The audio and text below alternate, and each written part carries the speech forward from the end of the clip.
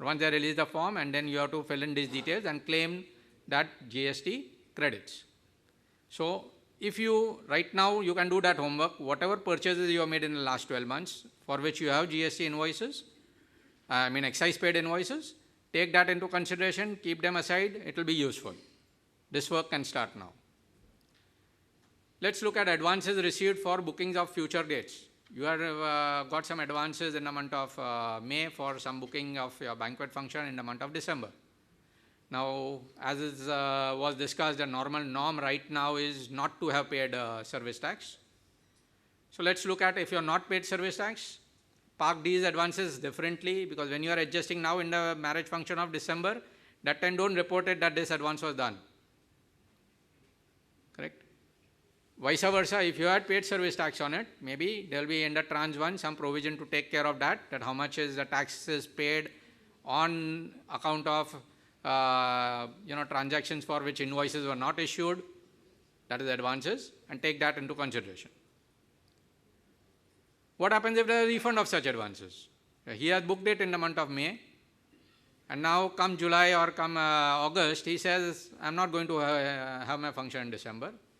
Here again, same things, you have to see whether service tax was paid, whether you had taken transaction credit or not, and then accordingly do your accounting in a proper manner. Take care that there is no goof up at the time of filing the returns of that month.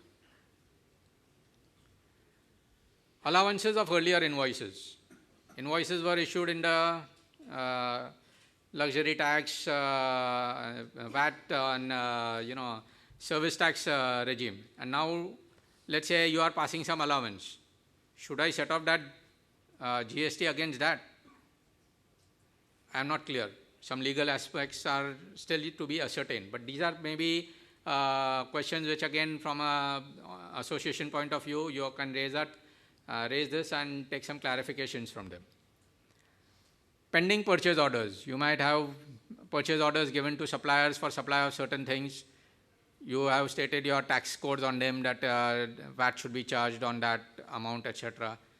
If anything is still pending as on 31st, as on the 1st of July, either cancel all such POs and issue them fresh POs with your so that in your systems also, normally there are systems which will say that once a PO is raised, the tax rates are fed in, it will not allow you to put another tax code now.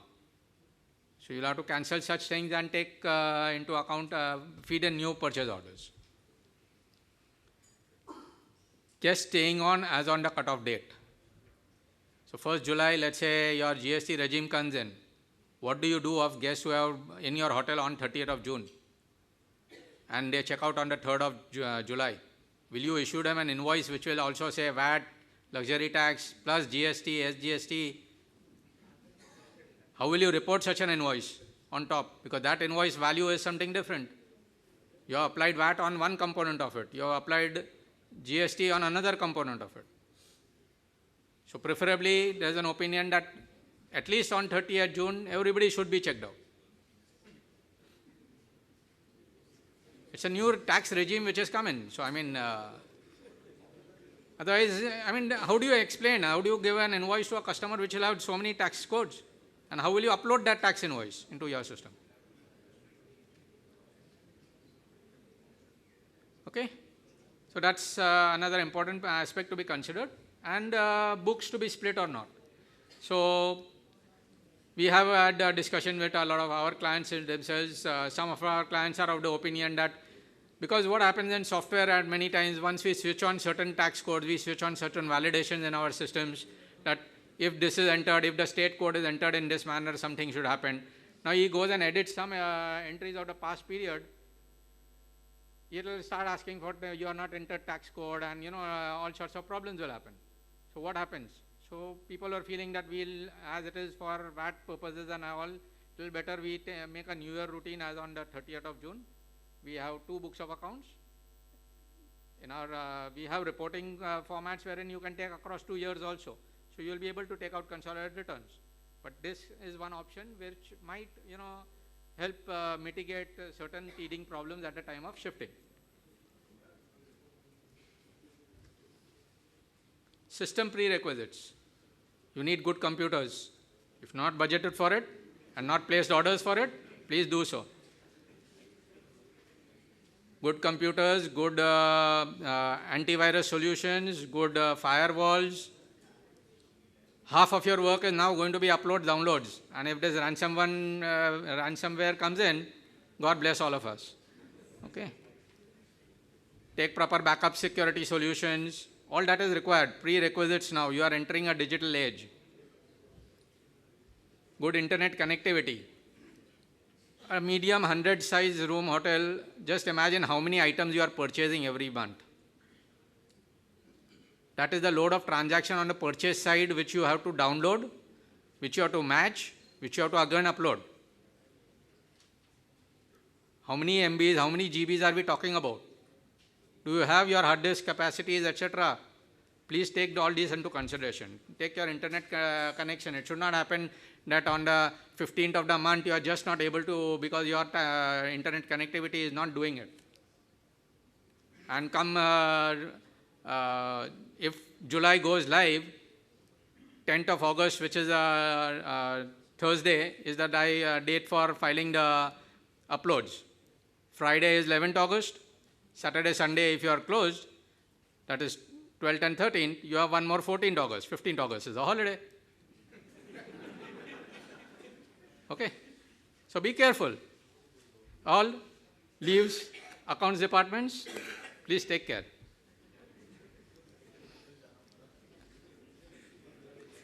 Going further, you will need digital certificates. You will need to tie up with a GSP, which is a GST Suvidha provider.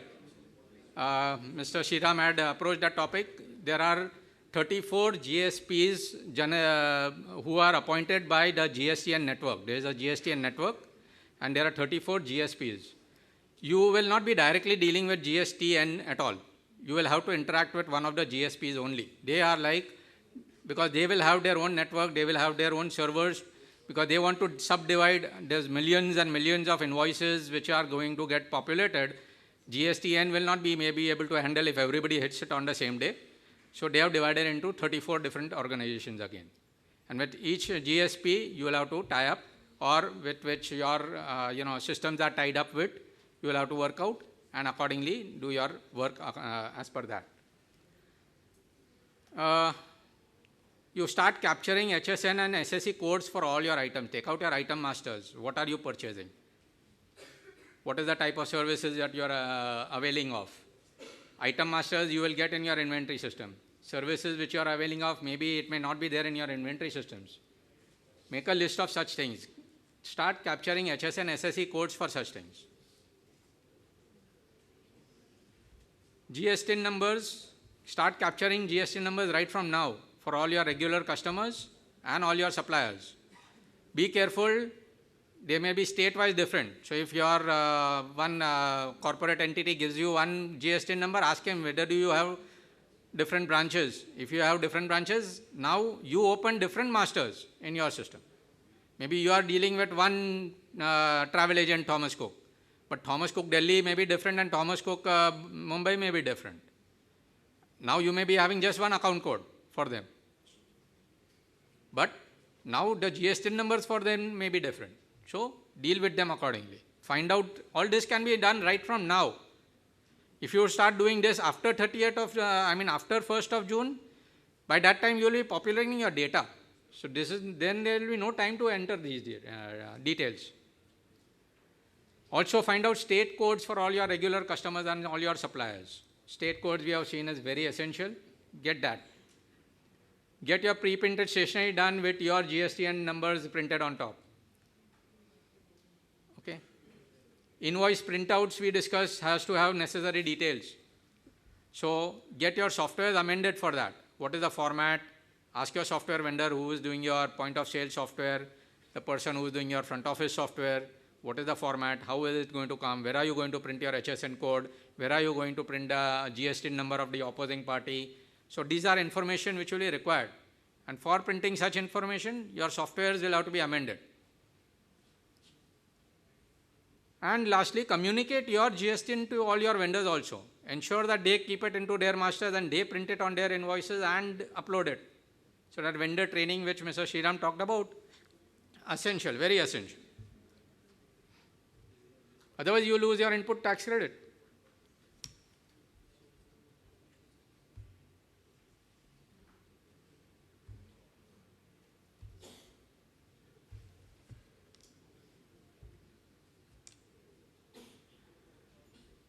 Going further, system software requirements. What would be requiring from a software angle? Audit trails in your software. We'll see later, there are rules for maintenance of books of accounts. If you are doing anything by way of electronic, you are keeping electronic books of accounts. Any entry edited, deleted, you have to have full audit trails of that. Ensure that your current software have that. It should not happen that you can change anything without anybody knowing anything about it. So if you are having software like that, be careful. Multiple voucher numbering series, whether it is there or not. Have a facility with your software vendor whereby he can generate, upload data in Excel for checking purposes before doing the actual upload. So you can check your details. You can check with your other reports, with your financial statements, whether these reports which are going to be uploaded, what is it? So these type of data, if they can come in Excel, get that. Then have some system, some locking system in your system, wherein only if I lock a month, then only an upload can take place.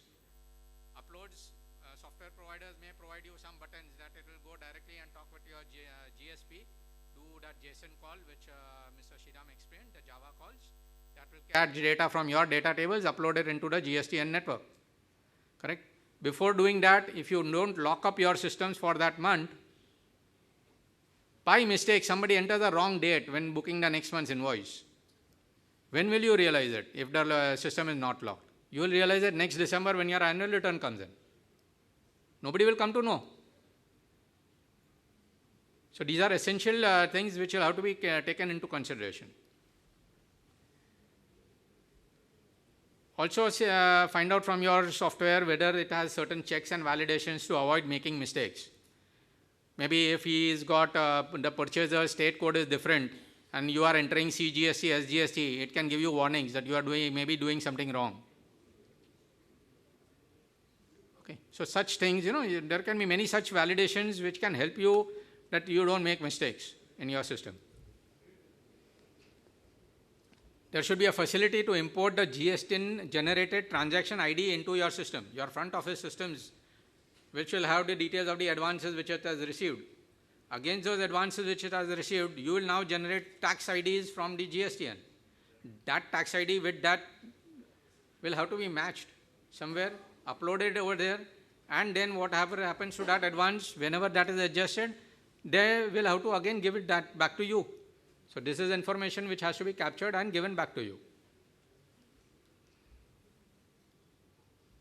And facility to raise debit notes, credit notes for return. So if your inventory and your whatever ERP or whatever you are having, so if you are making a return of goods to your suppliers, there should be a facility whereby a debit note gets generated automatically. This is like just a survey which had come recently, so I'm just putting that as a warning, that readiness for GST adoption, leaving it for the last minute. According to the survey, only 14% of the small businesses are working towards GST adoption. 18% only have a basic understanding. 68% have limited or no readiness. This was last week. Many small suppliers have not budgeted for computers and internet. And businesses will be hit even if only one vendor is not compliant. Because even if one vendor of yours defaults, he doesn't pay or he doesn't file his return, what happens? You don't get the credit.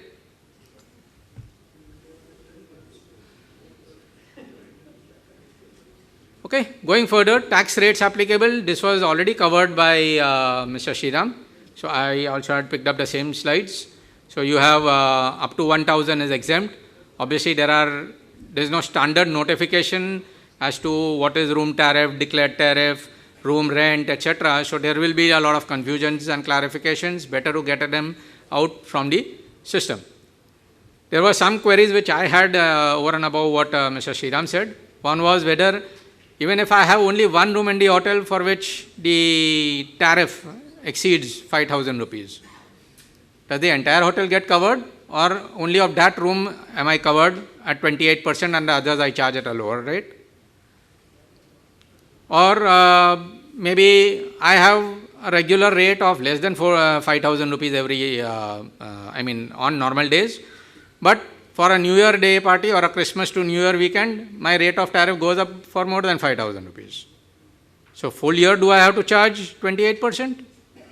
Again, please seek clarifications. As an association, all this I think should be clarified with the government.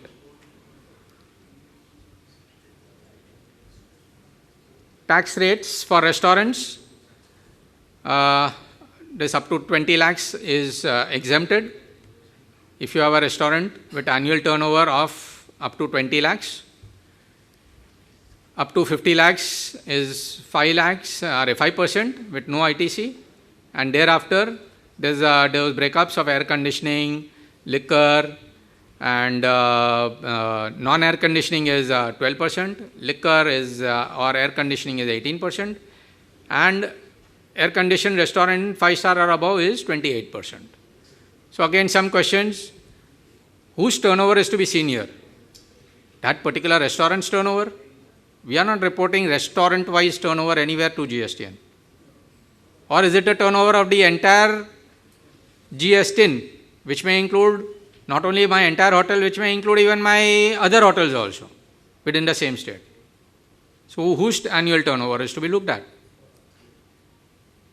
Yeah, but right now GSTN is not asking me outlet-wise. There is nothing outlet as per current details. Or else the forms will be still expanded further to give more information by you. Okay.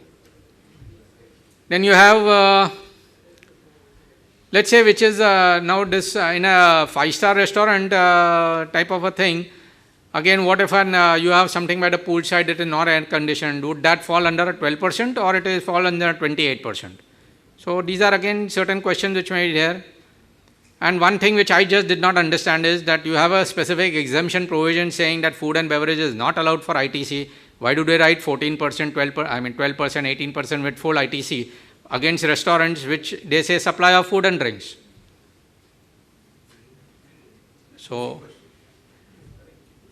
it is something again to ask them. What are they asking me to do? Whether ITC is available, not available.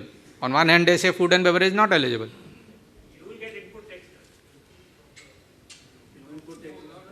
I will get input tax credit on all my purchases. That has nothing to do with that. 18% you will get in. Acha, okay. That is what they mean by it. The opposite party has got in a negative list of this for this item. Okay. Fine. Go further. These are the tax rates for other catering. And finally, we'll just skip through some important provisions. This is maintenance of accounts by registered persons. So every person shall keep and maintain at his principal place of business the following: production and manufacture of goods, inward and outward supply of goods or services or both, stock of goods, input tax credit availed, output tax paid and payable, and such other particulars as may be prescribed. These are actual rules which are being now approved by the government. The rules further specify maintenance of all relevant documents including invoices, bills of supply, delivery challans, credit notes, debit notes, receipt vouchers, payment vouchers, refund vouchers, and e-way bills. Accounting of stock, particulars of all opening balances, receipts, supply, goods lost, stolen, destroyed, written off, disposed of by way of gift or samples, and closing balance. Separate accounts of advances received, paid, and adjustments made thereon. Details of tax payable, collected and paid, input tax claimed, together with a register of tax invoice, credit note, debit note, delivery challan issued or received. Names and complete addresses of all suppliers. Names and complete addresses of persons to whom we have supplied goods and services. Any entry in registers, accounts or documents shall not be erased or overwritten, and where the registers and other documents are maintained electronically, a log of every entry edited or deleted shall be maintained. Okay? And every registered person supplying services, which is us, hotels, shall maintain the account showing the quantitative details of goods used in the provision of each service, details of input services used, and the services supplied. Now, what is each service? to each particular customer, whatever I am serving, am I supposed to maintain quantitative details of the goods consumed in that service? There should be some better thought process behind this, which should require some clarification. The records under these rules may be maintained in electronic format, and the records so maintained shall be authenticated by means of a digital signature. And one last few things, electronic e-way bills. This I am sure people must have read about it in the papers also, that e-way bills have to be generated on the GSTN platform. For any movement of goods of more than 50,000 in value cannot be made by any person without an e-way bill. So if you are supplying something, fortunately for hotels, we are not supplying much outside. But to all our suppliers who are supplying to us, if it is more than 50,000 in value, what is 50,000? One iPhone. Okay. So if he is supplying you more than 50,000 in value, it cannot be made without he going onto a GSTN portal, registering that I am going to make this supply. If he is sending it through a transporter, the transporter also has to come in the picture. It will be a three-way thing. He will acknowledge that he's got the material and when he is supplying it. And you as a recipient will have to acknowledge that within 72 hours. Okay? If you don't acknowledge it, it is presumed to have been received by you. So that's fine if you don't acknowledge, but at least I go and acknowledge if you have not received something. So you are, as highlighted, go to the GSTN portal every day, check if there is any e-way bill towards me, which I have not received.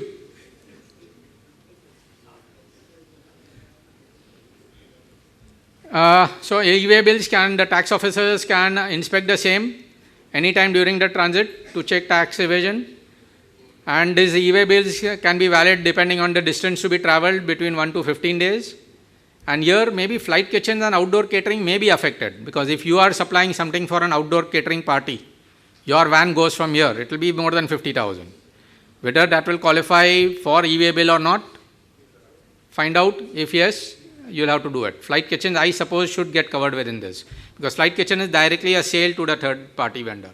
Outdoor catering, maybe you may term that it is just a transfer from me, myself, that I am going to do work over there. But it's better that clarifications on this are taken. So we have GST, a simple single tax, what we thought it would be.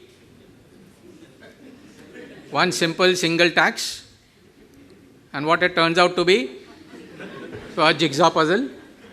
Every month, without fail, you have to put the pieces together, do your matching, reconciliation, reconcile all the parts. You attach two wrong parts, your puzzle won't tally. So you lose out on some credits, or worse, you lose a customer if he doesn't get your credit.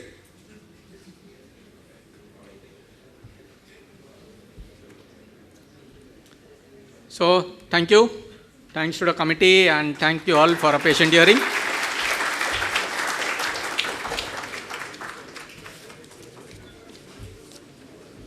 Was I on time?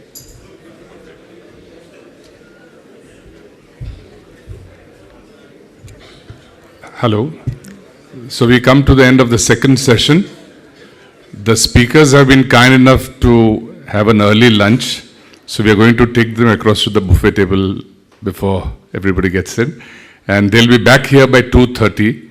So the question answer sessions can start by 2:30. So those who are interested can come in, have an early lunch and come in. Kindly proceed to the buffet table. Sir, I hope it's okay.